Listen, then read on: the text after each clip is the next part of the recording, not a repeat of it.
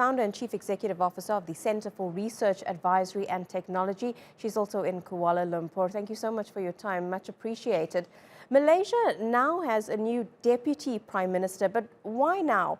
Why has this appointment not been made when the government was first formed last year in March?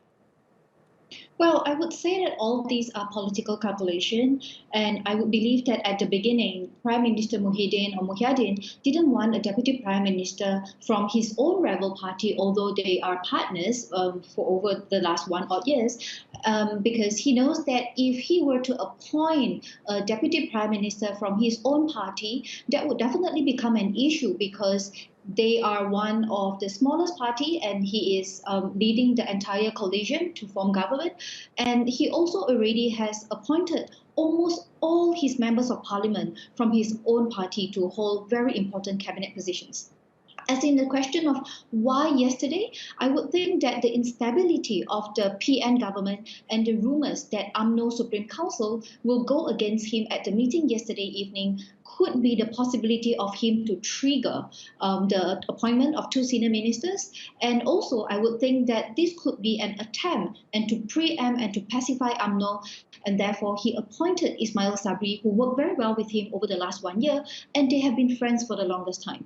And we all know that both Muhyiddin and Ismail Sabri I would say, the both of them represented the UMNO right wing when Muhyiddin was still in UMNO over the last 20 odd years in politics, and that today Ismail Sabri is actually the vice president with the highest vote in UMNO, and now he is also an MP and a senior minister. So I would think that the choice is very apparent, and knowing UMNO's tradition and protocol, they always appoint based on party leadership and ranking. Some members of the United Malays National Organisation, UMNO, it's the biggest political party in this ruling coalition. Now that they've withdrawn support for the Prime Minister, what does this mean for the governing coalition?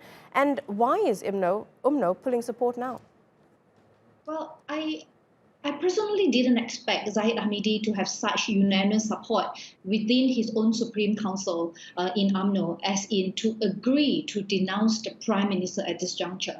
Although asking Prime Minister Muhyiddin to resign, but perhaps Zahid Hamidi falls short of what he intended to do subsequently, and whether he can actually move all his members of parliament with him to get through the vote of no confidence, should there be one when parliament reconvenes within the next 2 weeks.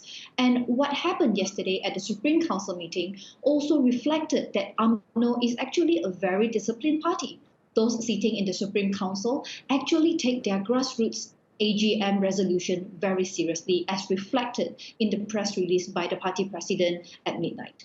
Perhaps, and maybe, Prime Minister Muhyiddin knows that they in terms of, as in UMNO, they are actually brewing this for the longest time. And as a PM, he needs to stabilize the government. Hence, he readjusted he readjusted the government cabinet positions by appointing a DPM and also promoting Hishamuddin as a senior minister. However, I would believe that this time around, he did not confer with the party, with the alliance, but he exercises his prerogative by appointing these two without consulting the UMNO top leaders. And this actually is putting a dagger into UMNO leadership.